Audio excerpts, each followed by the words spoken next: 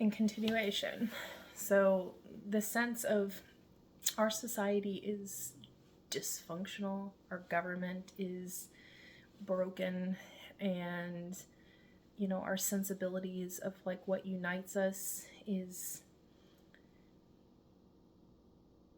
we don't seem to have any sense of what unites us. I'm sure come 4th of July, many of us are going to come together in celebration of the holiday. But at the same time, the independence of, our branches of government has been distorted. The independence of people, their freedom, their liberties, these things have been eroded. Their rights are being infringed. We have a government that is led by somebody who's taken us to war and is seeking to do that against more people, has turned America into this adversary that is out for its own, and it's going to get it by any means necessary because it has the power to do what it wants. And it's, we have a predator for a president that has now turned the nation of America into a predator. And it's not to say that America hasn't done things in its past in terms of intervening on the behalf of other nations or interceding or injecting ourselves into the conversation of other nations through military might.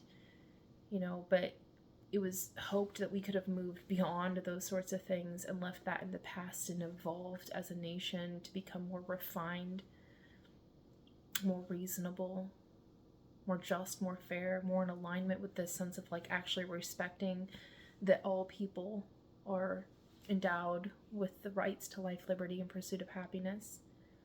And it's not really up to us to dictate what other people do. Like, we shouldn't be the disciplinarian of the world.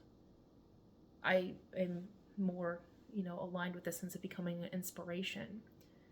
It's far less work, far less, money, time, effort, energy,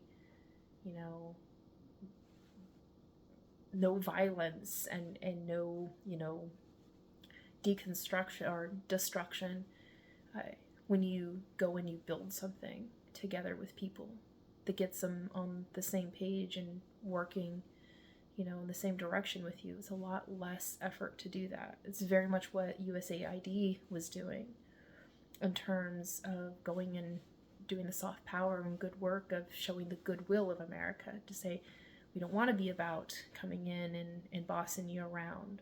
We don't want to come in and have to intimidate you with the threat of, military force against you.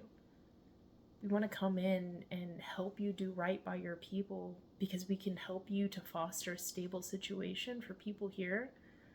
And that stable situation will help to reduce the, internalized conflict that you have, reduce the violence that you have, up-level people so poverty can be eradicated. And doing that in a dynamic way and helping to make sure your people have good health and well-being is good for us, because then we don't have to worry about fights breaking out around the world and destabilizing things, because we need you at your best. Because there's something that you can do better than we can do, or that you can do alone, and we need you at your best because that's going to help us to help you, for you to help us. And it's this mutual relationship. And that's how we go and build relations and ties and, make agreements with other nations. We do it by, allyship and partnership, in a sense that we're sharing common values. And we're really reinforcing that these are values you would want to integrate and uptake for yourself, because, it means so many good things on the other end of it. The outcomes will be good for you if you assimilate these types of values. And it's not like, indoctrinate Western culture, and it's not about, colonization, and it's not about globalization. It's really about fostering a sense of expansive, world paradigm in which everybody involves and belongs and can be integrated into, that is conducive to everyone's well-being. So we're creating a thriving situation, a welcome situation everyone can thrive on. So you can extend that sensibility of America works for everyone without the disadvantage of anyone, so nobody gets left behind or kept behind and everyone lives the good life. And making that expansive experience for everyone in the world. And to adhere to the sensibilities of our, preambles, which are like life, liberty, pursuit of happiness for all people, and help other nations to find their own internal guidance to be able to actualize their best version and help the people there to achieve what they can in order to, level up, take risks for higher things, stop infighting or leading to violence and whatnot, really become stable and self-sufficient, self-reliant, free and independent people. And America can be, their ally in that. The way I see it is that we're fostering eudaimonia for everyone, which is a sense of just being well. And we want everyone to fare well in their lives. And that's going to take stewardship, a constant, continued practice, a daily protocol, a way of being, a social ontology, in which everybody involves with that sense of creating and fostering, welfaring for everyone. And that everybody would want to assimilate that way of life because the outcomes are just, they're worth it, man. It's so worth it to know that, you don't have to worry about people suffering, dying from curable diseases, living in want or, suffering from lack or being, oppressed or violence done to them. Like, we don't want to have to worry about other people. We want to know that they're okay and that they're doing good and they live the good life. Because when they're optimized by that sensibility, they'll be able to give us something, watch our backs, be looking out for our collective best interest. Their good people will be able to engage their human ingenuity and find ways to solve problems that we haven't even thought of yet. Because we're so busy distracted over here with the same problems that have existed forever, but nobody solves because we're too busy infighting with one another. When those things are solved and they're just set it and forget it, we've figured that out. Now let's take risks for higher things, and there will always be more problems. But now people will be empowered to be problem solvers. And we'll have less to infight with one another. And the temperature of, the hostilities of the world will calm down. And I think it's the most compelling way to convince people who would be otherwise hostile to us to lay down their arms and to come into a sense where they can, forgive us for our past mistakes and errors and harms that we may have done to them and see us in this new light, because we will be reflecting something very different than what we have ever been before, because we have never tried this before. But it's not out of the realm of possibilities, and it's not like it's impossible. It takes intense, it takes purpose, it takes initiative and drive, and incentives and compensation, and a willingness to try, being open to the possibilities, and really look for the potential that we can see in trying something along the lines of being constructive in this very intentional way. Lead to outcomes we would want to have. Outcome engineer, the ways and the means for us to get ourselves into that set mode of we live this experience. We are the living embodiment of what it means to live the good life. And so to me, it frustrates me that people see politics as this weird, chess piece moving. It's a game, and it's, politicians, and it's, backroom deals, handshakes as dollars. I don't see it as being that way. That may be what it's become, but that's not what it's about. That's not what it's for. It's not its proper intended use. It's not the point of the exercise, And I don't think it's out of the realm of possibility to get people on the same page to agree, it ain't working, whatever that was, and I don't really think that that's what it's about. When you ask people on the streets, what's the point of the exercise? Why do we have government? you know? And most people should lead to a sense of like, well, we have to have structure, we have to have order, we have to have organization, we have to have, you know, a sense of what is right and wrong, and we have to be able to keep ourselves in natural accord, and, you know, we have to make sure that everybody just gets along, and, you know, find ways that we can work together. Like, and then when you look at the way government's working right now with the people that are in positions of power and authority, like, are they really doing that? Are they living up to that sense of like, that's what government's supposed to do? I don't think so. I want to be able to change that sense.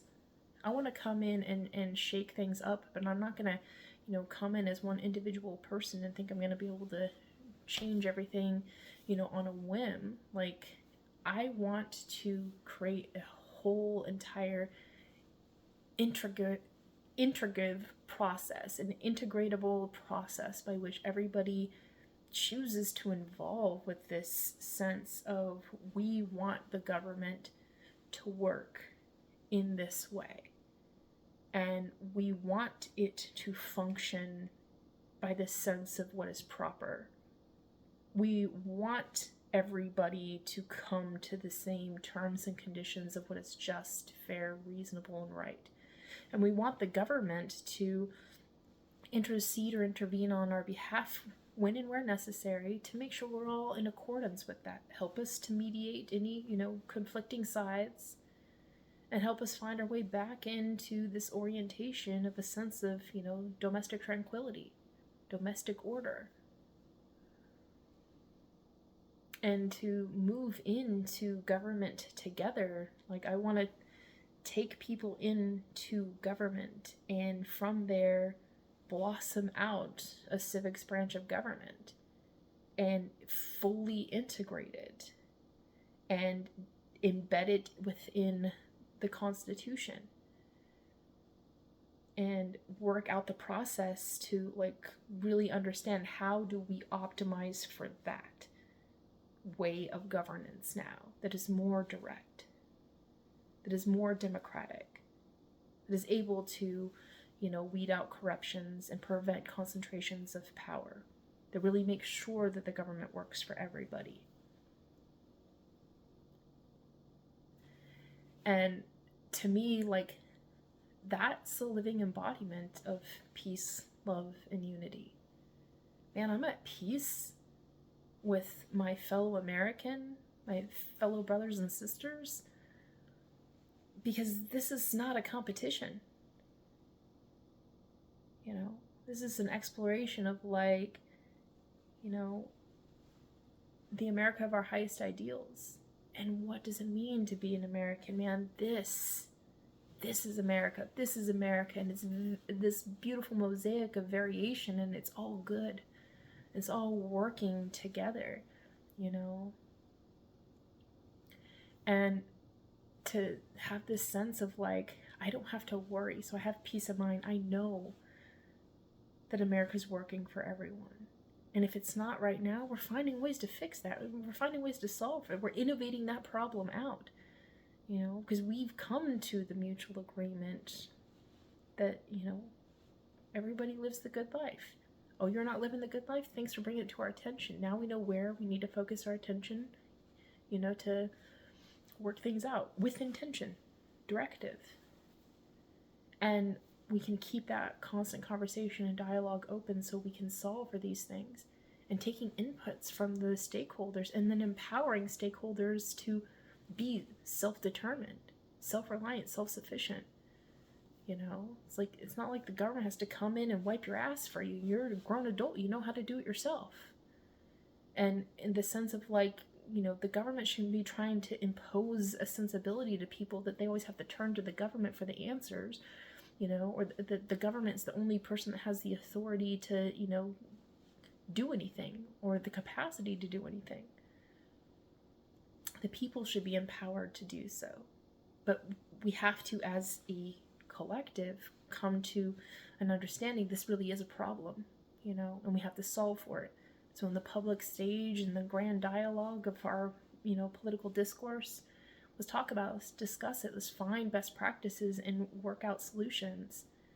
and then allow people to solve for it and share the ideas of best practices and then find a way to solve for it and then innovate those problems out. Maintain the system so we don't have to worry about it coming back up and getting us later, but and empower the people to solve those problems for themselves and to work together and to be able to connect with one another to work together. And government can facilitate that means. The more direct it becomes, the more dynamic our governance becomes, and the more responsive we can be to the people and the needs of the people. And you can just have this sense of being like settled.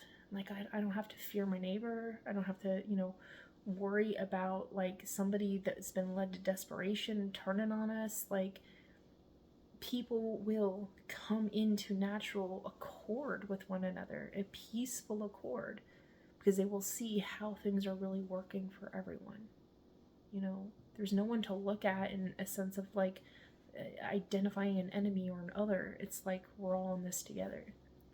And for the few people that may be, bad actors with nefarious intent, because they're always going to exist, it's easier to weed out those people and prevent them from concentrating power or getting capacity to accumulate resources that they can then pin, other people down with or pit against other people, or help to gain leverage that sends them into positions that keeps them, out of trouble or away from consequence.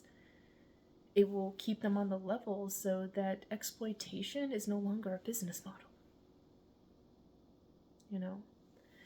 And we can start to bring out the best in people and to limit the harm that bad actors would be able to accomplish. And that's peace of mind. And that's a sense of like, we can become more trusting. And that's where we can find that sense of being able to love one another. Accept the terms and, the reality of things is like, everybody makes mistakes. Nobody's perfect. And we're all trying to figure this out. But we can be more accepting and more tolerant and more, understanding with one another, and extend forgiveness and find our way back into love and acceptance with one another. And when we do, from time to time, make mistakes and do the wrong thing, and perhaps sometimes hurt people that we, didn't intend, or it's not our nature, or it's not what we wanted, but that's what happened. It would be a way for us to be able to, assert a sense of like, we're finding that way of having like a way to not hate one another. And the absence of hate often is the undelineated existence of love. There's really no neutral there. Like, if you can find a way to not hate or despise or loathe or harm somebody, like, that's love, man. If you can just let somebody be, let it be, like, that's love.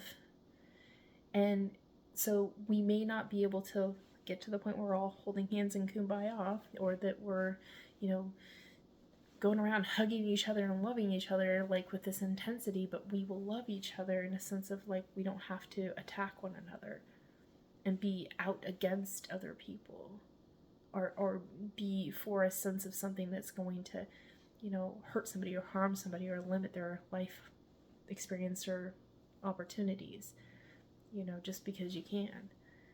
Like, it's love to respect and appreciate others, and to respect their personal dominion, their own dominion over themselves, and their right to choose life, liberty, pursuit of happiness, and their own flavor and version.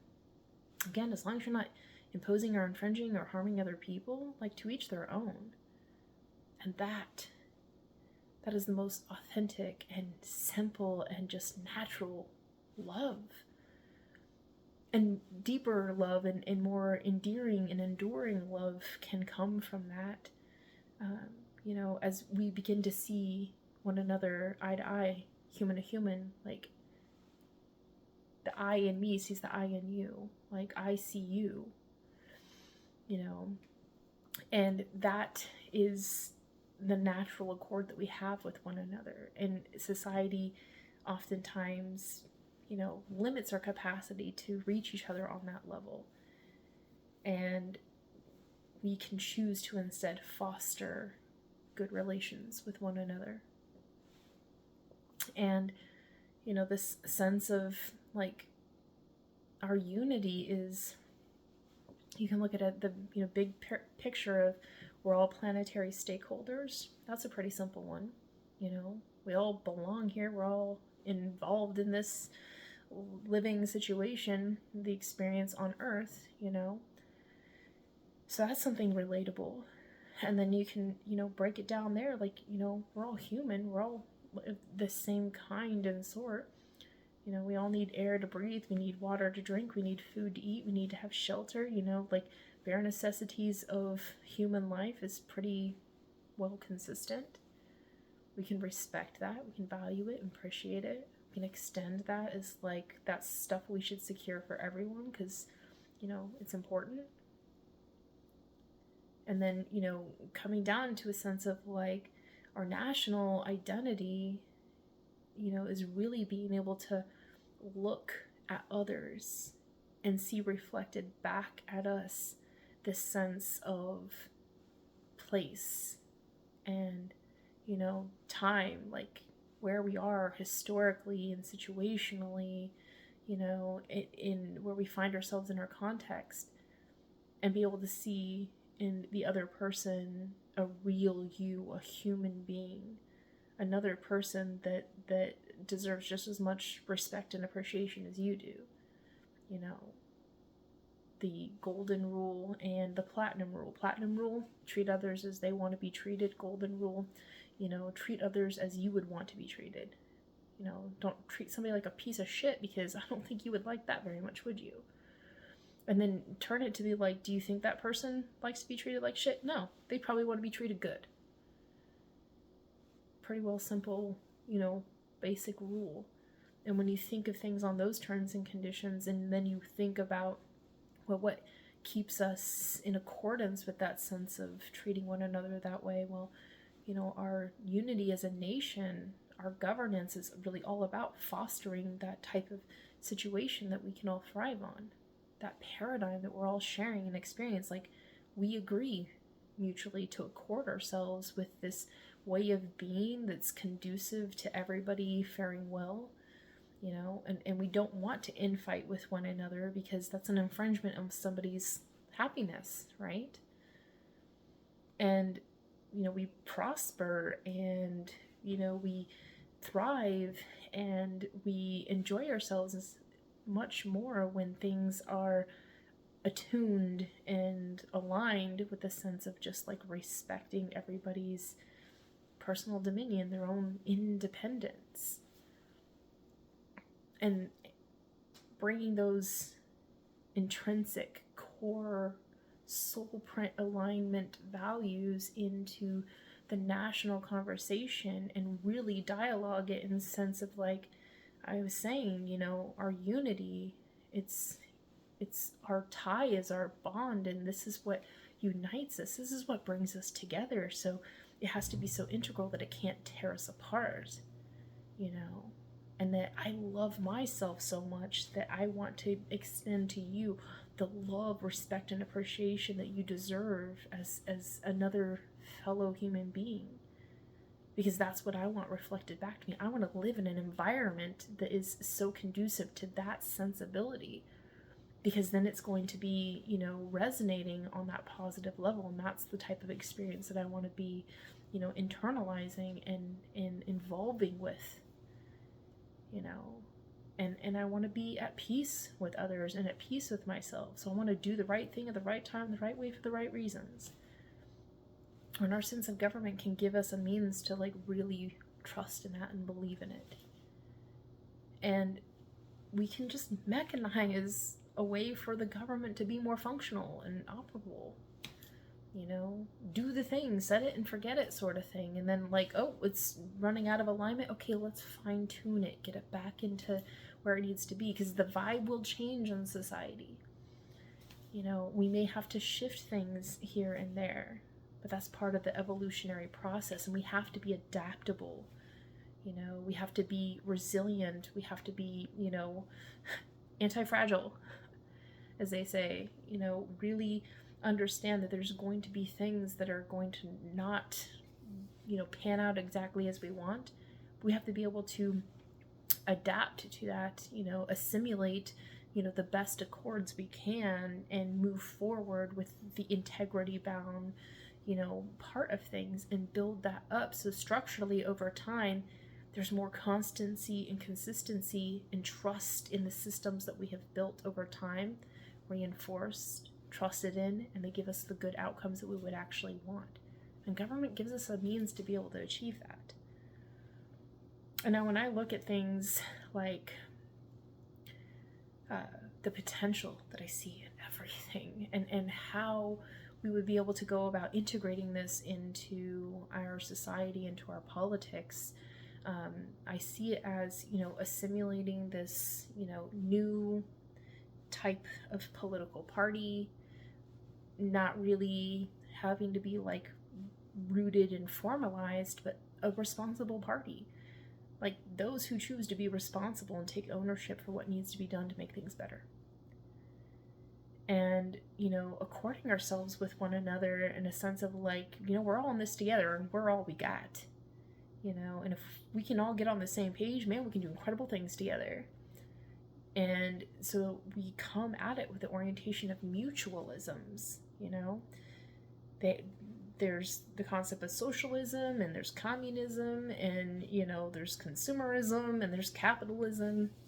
To me, I really trust in mutualisms. Mutual respect, mutual interest, mutual benefits, mutual securities, mutual care, mutual support, mutual aid. You know, and that gives us a sense of like, it's not that you give to somebody and then, you know, you have nothing now. It's a sense the more that you give, the more that you get, you know. And when you focus on the good gets better. And we're all about, you know, crafting and cultivating a sense that we should be fostering the well-being of everyone, and being able to involve ourselves with that with intention. Like that is a way of, you know, knowing that it's not, as, you know, the current political party, the MAGA movement, really is making this out to be a dog mighty crush the weak free-for-all hellscape. And they're really just dragging everybody down into the pits of that hell, and it's horrible. And instead of that, we could be doing something where it's like respecting everybody. You know, everybody has a purpose, everybody has a place, everybody has something to participate and contribute, everybody belongs. We don't want anybody to get left behind. That includes, you know, not letting people, you know, leave themselves behind by being their shitty version. Call them out on their bullshit. Don't be a bad person. You know, that's not what we're about. And we should have politicians and people in government and leaders and, you know, people that are, you know, high profile and public facing figures that really reinforce that sensibility. Part of the inculcating the social and civic ideal is saying like, don't, you know, when things go wrong, don't go wrong with it. Or as, you know, Michelle Obama says, when they go low, we go high. You know, and it's not high in a sense of like we're superior over you. It's just like we're maintaining a standard of like, we will not stoop to, you know, such a base existence, because we understand when we keep ourselves at that standard of what's acceptable and what's tolerable, and we keep that sense high, we have pride, we have prestige, we have integrity, we have honor. And those are the things that are like the tangible values in society. You know, that's the real merit. And the sense of having, people in politics right now that are just dragging everybody down and leading people to ruin. It's like we have misplaced trust in some really bad actors. And it's going to take a lot of work to diverge from that, but that's part of the work that has to be done. It's part of the process. And it doesn't have to be a nasty business of tribalism. It literally is just about showing up and being a good person uncompromisingly. Do your best, be your best, bring your best. Be about this, relationship we're building with one another. And change, from the inside of ourselves out. And reflect that sense of like this, we want the world to be a much better place than it is now, externally. But once we start resonating good within ourselves and we reflect that out and we reject anybody that's trying to, change our vibe to vibe with their negativity, we don't feed into that negativity. We be the thing that stops it. We shift their frequency, by being the positive model that reflects back to them a sense of, the shame that they should feel for being such a deplorable character. And then, they will have to deal with the deeply internalized, guilt that they feel for being their worst version. And they're going to have to work that out, their own salvation with fear and trembling, and that'll be their personal day of revelation. And we should pray for the graces to be with them, because we wouldn't want them to fall down into deeper darkness or turn even more violent. And, we would want them to accept, oh, I made a mistake, time to do better, and encourage them to be their best version. That's why I don't believe in the ideology of pitting side against side with political parties. Like, I hate the idea that Democrats, in like especially the far fringe extremes, try to attack like it's an enemy, the MAGA movement, in such a way that they will try to break the spirit of individuals that have fallen into, that darkness. And it's like, the people have been misguided and deceived. It is a mistake that they made, but they are not the mistake. It's choices that they made that were wrong.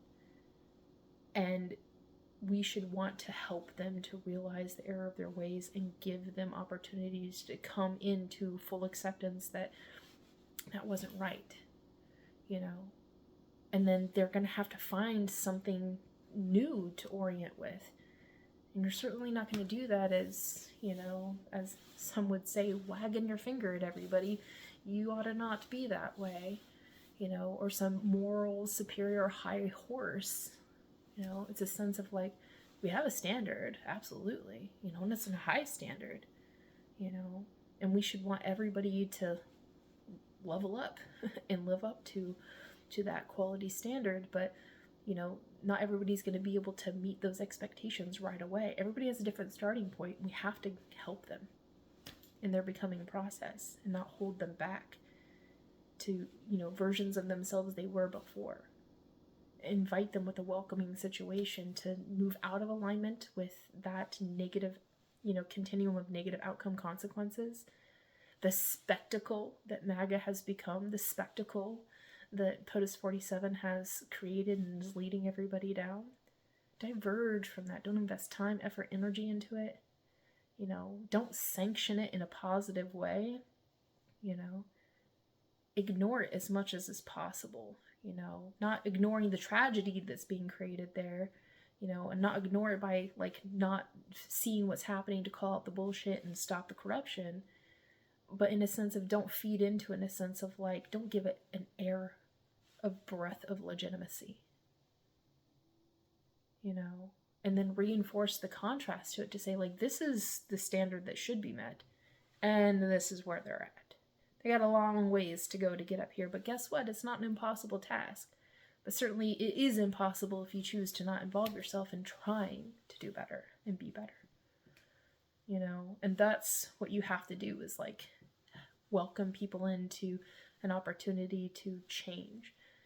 And I'm really proud of a lot of people that are waking up to that reality, and they're going about it in their own ways, and they're starting to diverge from that continuum because they realize it's not of integrity, it's falling apart.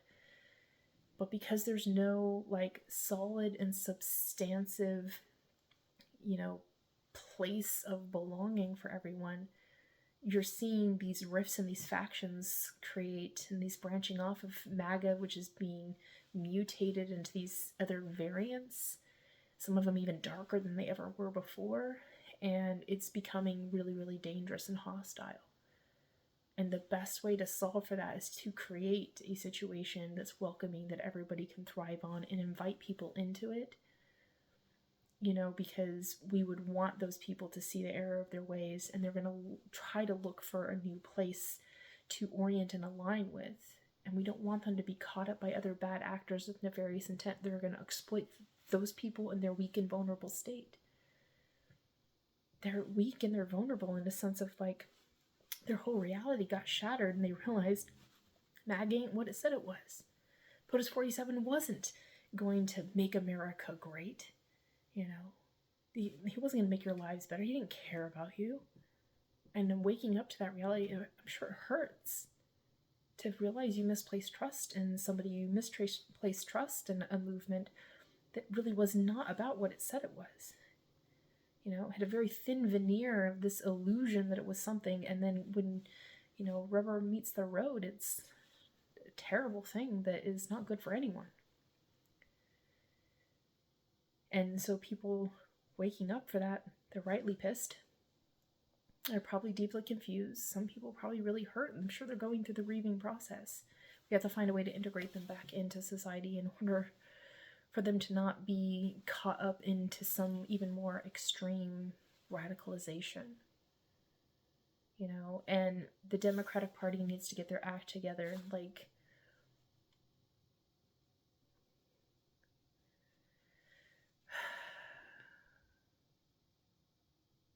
for being so insistent that they're like this party that's trying to be big tent and everybody can belong,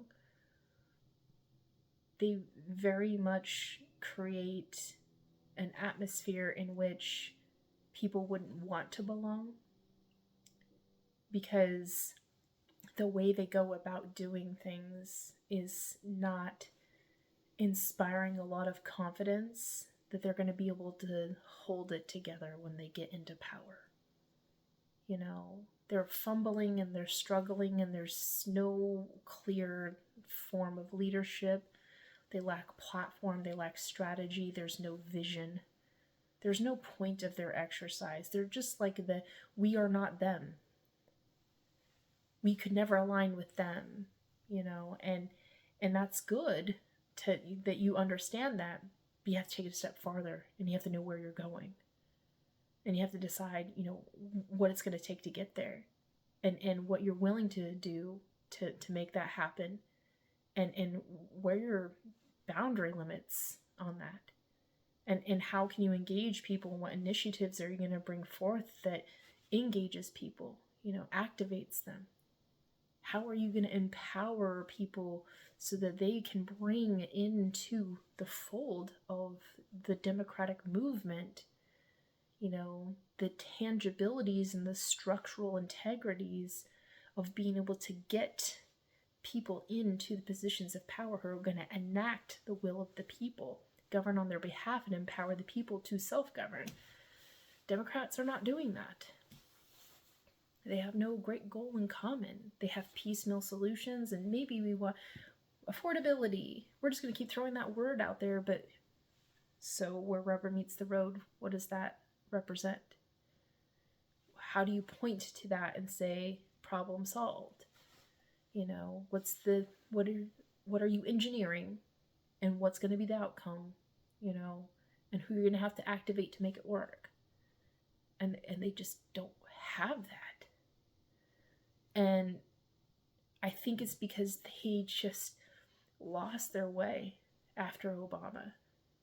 They poured so much into, like, we need to, get somebody who's going to be, like, history-changing, paradigm-shifting, and then from there, everybody's going to believe the Democratic Party is about, inclusion and diversity and equity, and everybody's going to want to involve with that.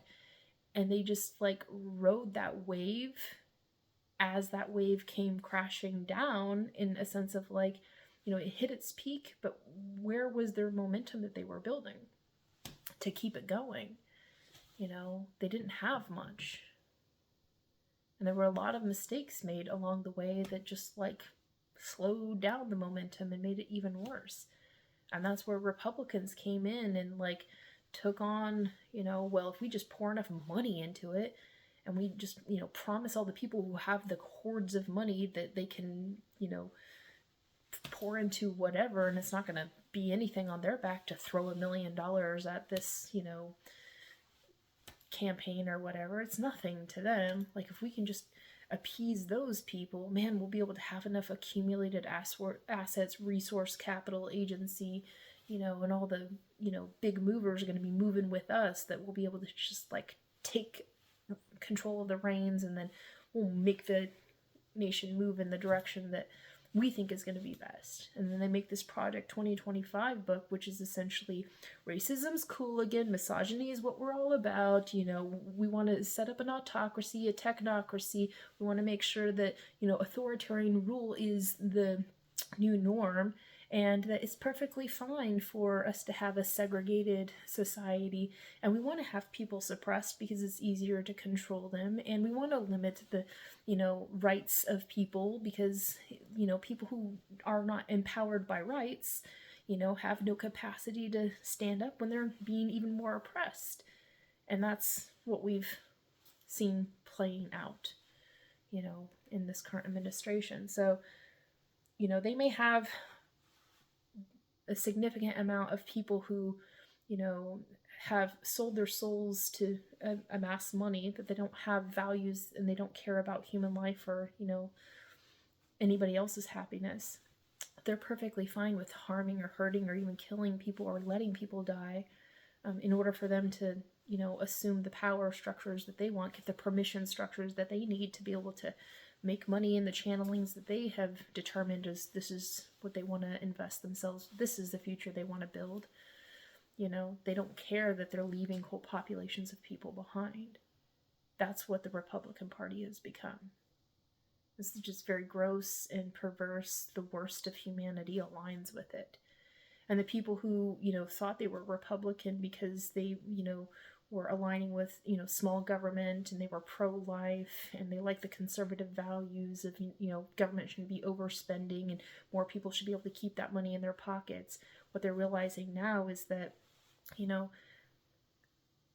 your money may not be leaving your pocket and going into the tax coffers as much, but more money is coming out of your pocket because things are more expensive, because they don't know how to create an economy that works for everybody. You know, they're capitalists that are all about profiteering and maximizing profits for themselves.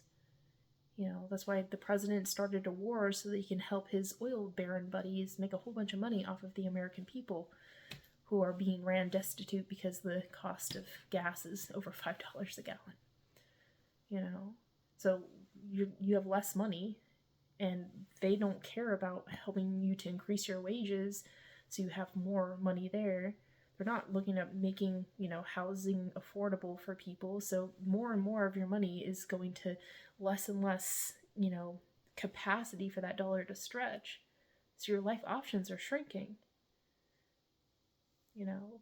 And for, you know, the conservative value of being pro-life, you know, you elected a president that is slaughtering human beings in another country, blowing bombs up of, you know, random ships, you know, that they claim are bad hombres, you know, paying for people to be shot up in the streets, even American citizens, paying for mass incarceration of a bunch of people that, you know, they deem too inconvenient to be roaming the streets in America because there's somehow some threat to their sense of, like, it's hard to have a white superiority if the majority of people are not white. And that's the type of structure that they're creating. You can't be pro-life when you're willing to devalue and dehumanize people and then murder people, you know, in America and then, murder people in wars that they start and trigger somewhere else, or just choose to blow up boats somewhere else or whatever. Like, that's a contradiction. You can't say that you're conservative and you want a small government when you may not have a lot of officials working in the organizational structures of the different departments in the government. They may have fired a bunch of people there, but they've hired a tremendous amount of people to be ICE agents. So the government is actually pretty large in that regard. They've just shifted their priorities from programs that helped to care for people, and they've hired in mass people who are willing to be punitive and harm others. And so it's like the priority base has all that has shifted. They're not conserving anything. They're not being good stewards of taxpayer money. They're spending more. The deficit is insane. And the return on investment taxpayers are getting is that the rich and elite have to pay less in tax, some of them no tax at all. They can pay off the president to get a pardon. They can get out of jail free card all they want. They can spend some money in some, formulation of what could be considered a bribe, in order to get programs to pan out their way. But you don't have enough money to influence or to even get the president to pay attention to you. Unless you got billions to give to him, he's not listening to what you say. He's not caring about what's happening to you. He's even admitted it. I'm not thinking about the cost of living for American people. I'm not thinking about those things. I'm too concerned with trying to clean up the mess of the war that I created for no reason. And so, like, the situation that they're creating is, there's nothing conservative about it. It's oriented towards punitive things, towards violence. They're glorifying violence. They're creating the spectacle to normalize the sense of, like, it's perfectly fine for your government to go and blow people up in a distance, to blow up a children's school and murder a bunch of schoolgirls, because it happened in some foreign country. Like, it makes it okay. Because we can point to that country and say, well, they're bad hombres and, they could potentially get the capacity one day to turn around and do harm to us, and they don't really like us because we've done harm to them, so we're going to harm them more, so they hate us more. They become more of a threat, so then we have to constantly keep this forever war going up with them. But it's perfectly fine for all the damage we do to them and the harm we do to their people, because we have the military might to do it, and we're going to make a comedic, highlight reel of all of the harm that we're causing these other people, and we're going to laugh about it, and we're going to mock about it, and we're going to, make memes about it, and we're going to, in the same time, reflect to the American people that violence is okay and it's acceptable and it's perfectly fine to murder people. That there's nothing conservative about that, in my opinion. And so this is just really, like, perverse and distorted, dehumanizing way of being. And I just don't understand how these people have managed to turn off their sensibilities of, like, a conscience that doesn't keep them awake at night, worrying about, the consequences of what they do, because there's nobody to hold them to account. And they don't have moral integrity to, make them say, like, maybe I shouldn't be doing these things. And the American people have been disempowered, so they can't, make them stop doing these bad things in our name. And so now every American has been turned into the enemy of these people that a few people in government have decided to attack. And that's not fair to us. We didn't choose this war. We didn't want this. We didn't need it. We had, the problem that they're saying that they're dealing with solved before, in a way, a version of it. It was something that could have been constructive and built upon and evolved into something more, conducive to, like, fostering a sense of mutualism and respects. so that, the situation could have been improved in our relations with these people that we have a contentious relationship with. And instead, POTUS 47 decided, along with all of his advisors, that it was a great idea just to blow these people to smithereens. And then to, force them into submission because we have the power. And now Americans have that reflected as that's what America stands for. And I don't think that people want to have that blood stain on our hands. I didn't choose this. I didn't want this. There was a much better way. I want to be able to find peaceful accord with people and build good relationships, foster peace throughout the world. I declare world peace. I don't want us to, have to be disciplinarians to anybody. I think that we get more if we can help people assimilate into a way of life that's conducive for everybody's, prosperity and well-being. But that's not what we get out of POTUS 47. That's not what we get from the MAGA-fied Republican Party. And so I'm sure there's a lot of people that were Republican that are now rejecting being Republican because it no longer aligns with their worldview of what they thought it meant to be Republican. But you're certainly not going to win those type of people over if you're trying to say that, a Republican who's deeply conservative, that has, such a belief system that they cannot be okay with the integration into society of people that are transgender, that's just not something that they can be okay with. And so they're going to be, vehemently against it.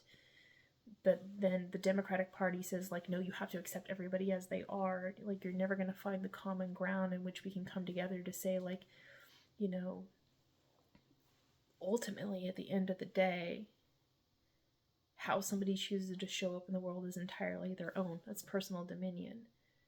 And America is a place of belonging for everyone, but we also have to accept that, everybody has boundaries in terms and limits, tastes and aversions, and we have to find ways to get along with one another. We shouldn't be in any position forcing our ideologies down each other's throat. We have to find a way to have mutual respects, common ground, personal dominion, those are your boundaries, and love, again, agape type love, is the distance by which I can love myself and you simultaneously. And that's what we have to be able to get at. And so you're not going to win people over to the Democratic side, when the Democratic Party is trying to be this big tent and say, we have to have full-on acceptance of everybody as they are, and, we're going to express that, and we're going to platform it, and we're going to be all about it, and that's great. But people over here are not going to, jump ship and go over to that.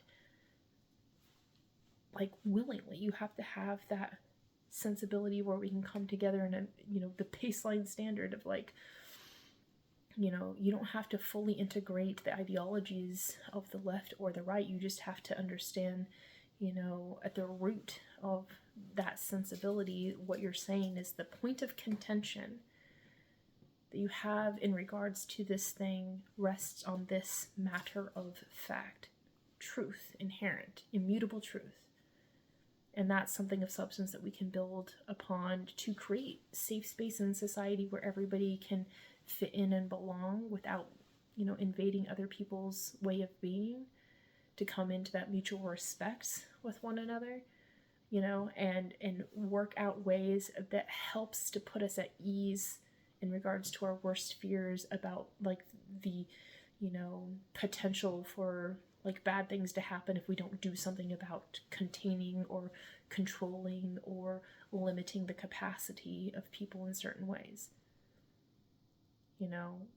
We should not want to create constraints or limitations or, isolations of of things unless there is no way in which we can create a means by which people can accept, integrate, tolerate. You know, the limitations should be very few and far between. It should be like things like you don't murder, because we just don't do that. But also, it may not be sensible for somebody over here to have a transgender person play on a soccer team with their daughter, because that limits her chance to be able to, her daughter's chance to get a scholarship. You know, because the playing field now has more people in it, and so maybe that's the reason why they're not okay with transgender people. Maybe it's not really about, you know, what, you know, the Democratic Party often invites into their big tent of like protecting trans kids. So it's not even really about that person, but that's what they have seen that ideal be perverted into, is like, I don't want my daughter to lose opportunity for scholarship by having other people play on their team. But the extreme way to represent that is that I'm totally against transgender people because, you know, they're going to harm somebody else. And so it's a rejection of somebody else's personhood, and they go hard into it because, you know, it's an extreme. They have no like common middle ground, you know, and then other people like just accept me for who I am, and I want you to respect my pronouns and how I show up in the world, and then it becomes this whole point of contention. Well, the baseline fundamental thing is there's like, we want to respect everybody's personal dominion, your choice to show up in the world as you choose, you know, and we can have those boundaries because they're reasonable and respectable. But, you know, never is there an okay point where, you know, it turns into this hostility or, you know, violence or something like that, or to say that people can't be who they are, exist, and how they choose to exist in the world, you know, and how can we solve for it by making sure that there's safe space for everybody, you know, and creates welcoming situations for everybody. Those are the types of platforms that we have to create. That's being responsible in a diverse, dynamic, multiracial, multicultural society.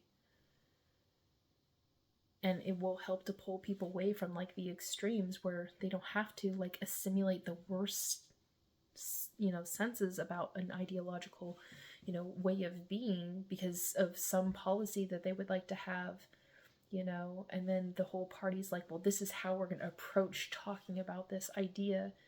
And it becomes like you're forced to, you know, take on the talking points of like the extremism when maybe in your heart you don't really feel that way. It's like, man, I just, you know, it just didn't seem fair to me, and I just want it to be fair. But it's like, oh no, we have to be all extreme about it, and it has to be anti this type of way of being in order to make sure that that doesn't happen. And I've seen a lot of really good people be turned into this really like dark way of looking at the world, not because that's who they are, that's what they generally feel or think, but because they've been pulled into this political ideological framework where they had to assimilate with, you know, the same language and wording and, you know, positions and ways of attacking, that it's turned these people into like extreme, you know, versions of themselves that they wouldn't otherwise be. And it happens on all sides of the spectrum. And I just think it's important that we find a common ground with one another, getting down to those baseline fundamentals. I really believe that establishing another insular protection layer of government in the personal dominion will help us to be able to have a basis by which we can negotiate the boundaries and limitations, what's acceptable, what's tolerable, you know, in society, as we work out some of those finer points of our cultural differences or our ideological differences, where we can have a basis that we have to respect everybody's personal independence and their individual personhood, you know, their personal dominion. And then it goes out into personal dominion is the insular protection, and then we have the local government. So it's like self-government, local government, state government, federal government, you know. And the point is to try to empower the people to work out their differences and solve their problems together on their own. But in the case that there's an intractability of a problem, you know, you work your way up to the different levels of government that helps you to work out your differences and solve for the intractability. And we'll be able to solve for a lot of these weird culture war type things. And instead of hashing it out on social media and like infighting, attacking one another with talking points, we can fall back in this sense of like, well, everybody has the right to self-determine, you know, and who are you to say that that person has to change their ways or who they are, you know, like, where is your proof that you're being harmed in this way? That's like, and if you are being harmed, well, is that person intentionally harming you and attacking you just by being who they are? Or are you just perceiving it that way and you're offended? It's like, okay, well, your sensibilities, somebody else shouldn't have to adapt who they are in order to suit your sensibilities. Like, but there has to be a way where, like, there's no friction, you know, rubbing up against each other. Like, how do we create a sensibility that we're finding common ground and separating from one another when necessary? I want to see government function that way. I want to see people in representational government coming to the table and having conversations with solving for those sorts of things, but not let that be the forefront. Like, cultural warfare is not, you know, the purview of the government. That's something we should be dealing in society in general, working out our difference amongst each other. For the most part, again, if it becomes a big problem and intractable, yeah, we should be able to, you know, default to some sort of higher authority that can help us to work these things out in a reasonable, fair, just way. But also it needs to be so, you know, they can't go and find representatives that accumulated, you know, power, concentrated, and they all share the same ideology, and then impose everybody else to, you know, start living this other way. Like, you know, when we had the point in time where same-sex marriage was illegal and like shunned and, you know, looked upon as a terrible thing, it took so much effort to get that to become just socially accepted as this is a way of being that should be self-determined. It is a part of a person's personal dominion to determine who they love and, you know, who they want to share their life with. And it doesn't hurt or harm anybody for somebody to make that personal choice. And that, you know, if you have a problem with it, it's a personal problem you need to work out on your own. You know, society shouldn't come in and to limit somebody else's options just because you have a difficulty making sense of that in your head in a way that's reasonable for you. You know, find a way to make it reasonable for yourself, or, you know, just don't integrate with those type of people. And in that case, society needs to make more room of acceptance and tolerance, and for it to be okay to be you and you be you. You know, it doesn't mean you have to be on top of each other's, you know, fighting about it. And so there shouldn't be political power that can concentrate to force people to give up who they are, you know, if it's unreasonable because it goes against their sensibilities of like their personal dominion. That's why I really think that a sense of a civics branch of government and personal dominion should be integrated in a constitutional amendment and be, you know, seen as like the moderating influence of the Bill of Rights. It's this capstone to it that really like shows you that the Bill of Rights represents, you know, all the ways in which the individual is protected from the government imposing its will upon the people and infringing on people's liberties and life and their happiness. And this capstones it by saying, because the government doesn't have that power ultimately rests with the people to self-determine their personal dominion. And the government doesn't have the, you know, right to, you know, blanket generalize laws and rules that affect everybody without first checking in with the people in the form of a civics branch to say, is it okay? Is this your will? You know? And that helps to just keep everything in accordance where, like, you can't get concentrated power of, you know, a limited ideology that comes in and tries to impose that upon everybody else, which is what MAGA is trying to do. You know, I hope for the day that we would be able to, you know, settle on these things, which I think will be possible once we establish personal dominion and a civics branch of government, that, you know, if a improved, refined version of MAGA might still be able to exist in a way where it's not so, you know, hateful and hurtful and destructive, but something that, recognizes that, we want to be able to say, this is what's great about America, and hold it up, in a way where people can, reflect on that symbol and say, yes, point to it and say, this is what makes America great.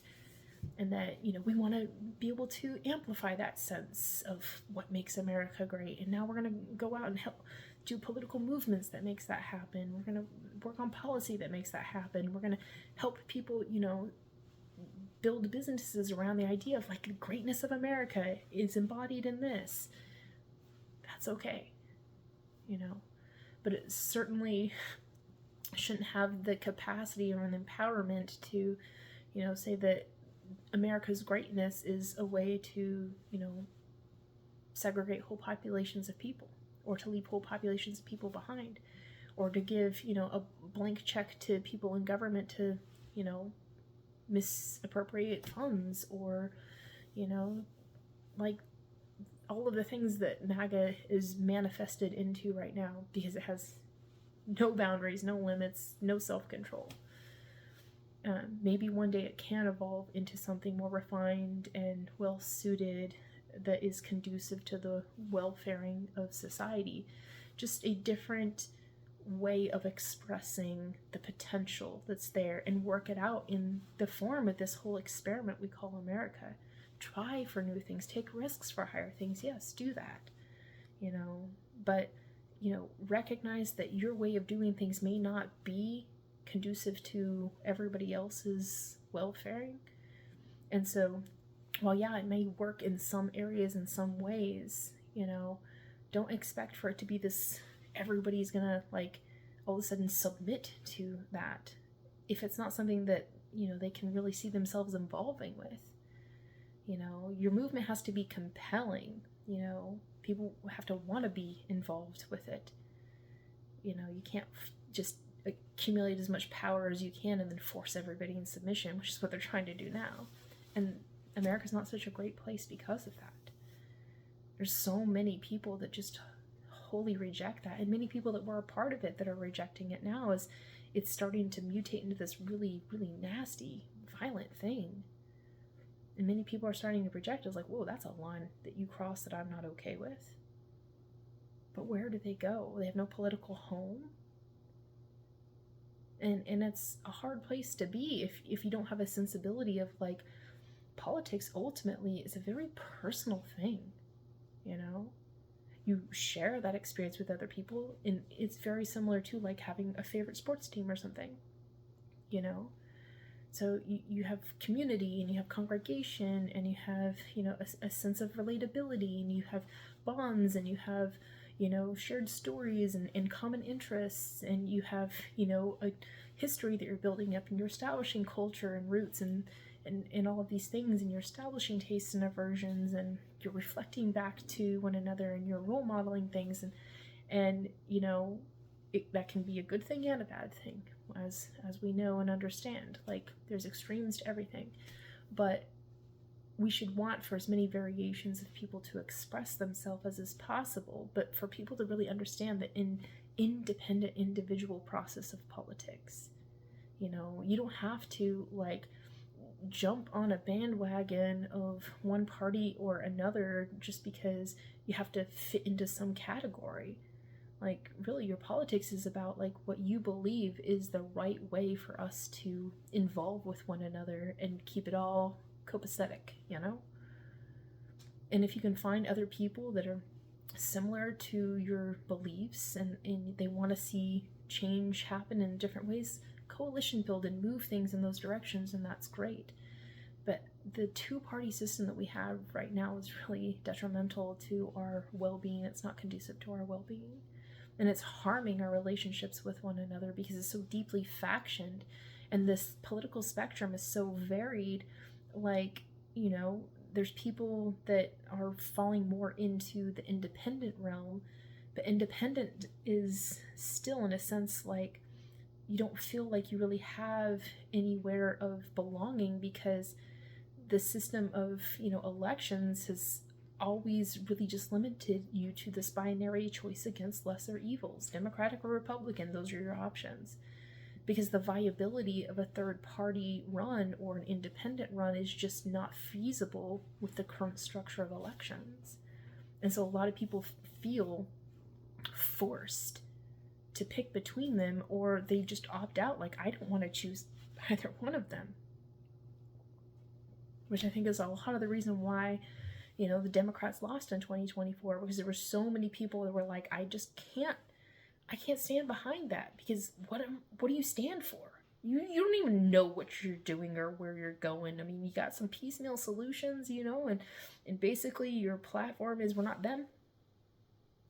And this other side has like this whole playbook of all the things that they're gonna do, and they're asserting dominance and, like riding the wave of, podcasts and everything, and there's spectacle, and like they're all over the place. And so people are like, oh yeah, let's all move to that. And there's some people who are like, I can't associate with those people, are nuts, And so you leave so many people with no options, nowhere to go. And there's no viability for a third party that could step in to say, I ain't them, I'm a part of an us and a we. And I want there to be, again, a sense of like a responsible party. A responsible party that could be like, people from the political left or the political right can come into the center and realize there's a way for us to all get along and move forward together.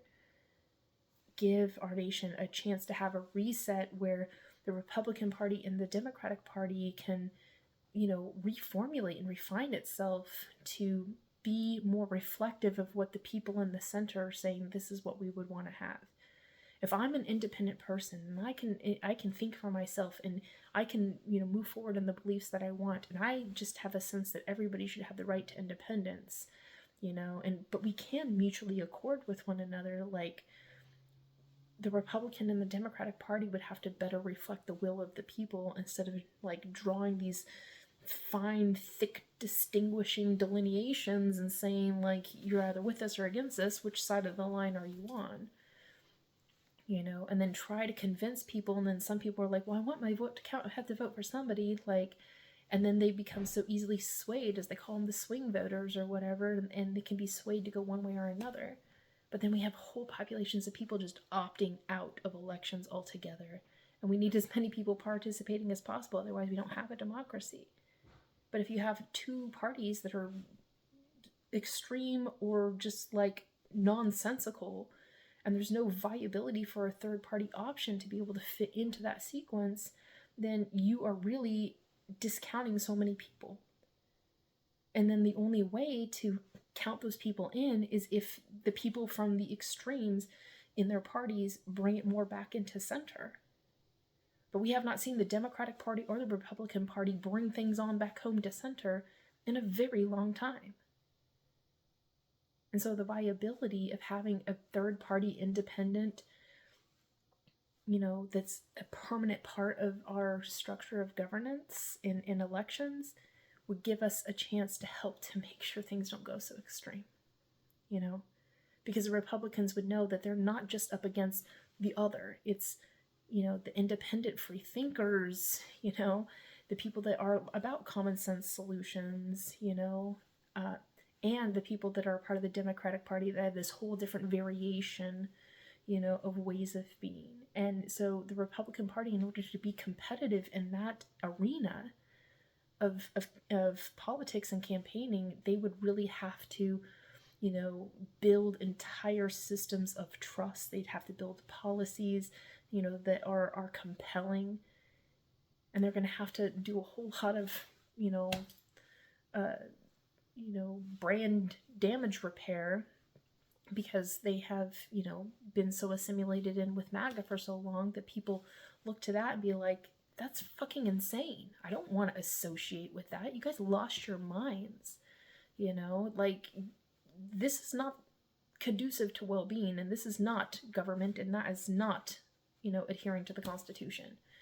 I can't be about that. I can't, in good conscience, elect, people that are affiliated with the Republican Party, because they're lawless, and they're power hungry, and, they're corrupt as fuck, But then you look at the other side of the Democratic Party, is like, I'm sorry, What are you about again? Like, they look weak, they look feeble, and just like they're going nowhere. And so it leaves so many people, and this like terrible, it's like political purgatory. Like we can't go anywhere. We're just stuck in this shitty situation of, your vote not is being nullified. You know, it's been made null and void because neither one of the parties have anything to offer that anybody reasonable would want, other than the extreme political, people that are just like, I gotta vote for somebody, my vote has to count. It's like, yeah, but what are you voting for?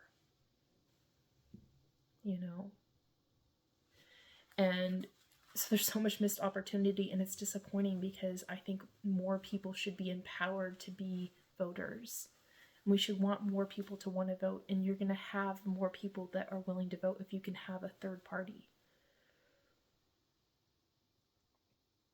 It would help to keep things in check. It's very much like the same thing of saying, I think we should have, a fourth branch of government. That extra separation of power creates more expansive opportunities for us to work things out and solve problems, more space to work out our problems and solve them, than we have in this concentrated power in the current form that it's in, and it integrates the people themselves into the political process, into the political system. And it emphasizes the 9th and 10th Amendment. The power rests with the people. We, the people of the United States, government by, for, and of the people, makes that a reality. And then we're a democratic republic of independence. We declared independence. We're independent people. Everybody has right to life, liberty, pursuit of happiness, the Bill of Rights. We protect the people from the government infringing.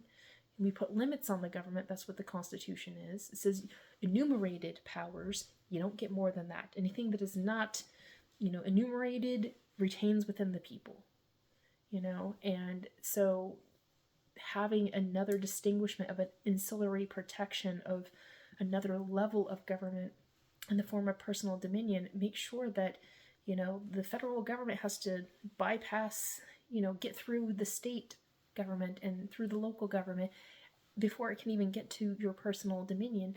But even then, that's the strongest part. It's like the core of the seed that says, like, you can't penetrate it unless you have really good cause, and it keeps the people protected and safe, and the government getting all crazy about thinking that all of a sudden the person is a possession instead of a person that's part of a population, and then another separation in the form of creating the opportunity of our elections to involve another party, an independent party, permanent, established,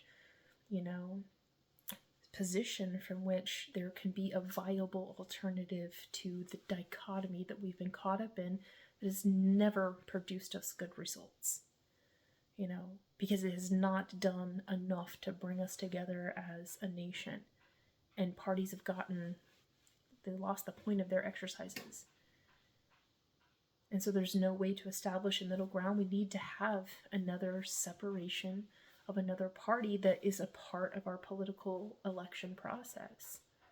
And that will help to solve for a lot of the problems, because it would force people. It's just like, you think of the value of capitalism is the competitiveness. It forces people to, make a better product or whatever, so that, and have better service and have more prominent branding, whatever. You have to put in intentional work to be viable in a free market, economy, because people are free to go choose to spend their money somewhere else. You have to be compelling enough to make people want to choose you. And our politics doesn't have that free space to move. You can either go here, you can go there, or you can just be, my vote is null and void. You need to have another free space. It says, well, I'm kind of more aligning with where Republicans are saying they're trying to take things, and policies that they're offering seems like really, cool and new, and like that might be the way that we should try things out in this experiment for a little while. oh, Democrats, man, they just really upped their game and they're moving in this direction. And man, they're making these far-reaching advancements. And I think that that's going to be really good for me and my family and, my kids' kids, 10, 20, 30 years from now. It's like, let's give them the power so they can move those policies along. Or, oh man, the Independent Party, they are offering something so cool, special, and unique. This is different than anything we've seen before. Man, they're really upping the level of the game here. It's going to cause Democrats and Republicans to really have to step up and, like, how are you going to match that intensity? What are you going to bring to the table that's going to somehow make what you think is the way of doing things appear like it's going to be better than this? And make the whole election thing be less about, your political infighting and the nastiness and the attacking ads and things like that. Make politics more be about, this is my platform, this is what I'm offering, and it's kind of like a contract with the people. Like, this is the policies and I'm going to enact it, and you can hold me to account to do that, because that's the way our politics works now. If I say it on the campaign trail, I'm going to have to, implement that while I'm in the office, and if I don't, there's corrective mechanisms in the form of the civics branch where people can hold me to account. There's consequences for my lack of, being able to follow through on commitments or something to the effect.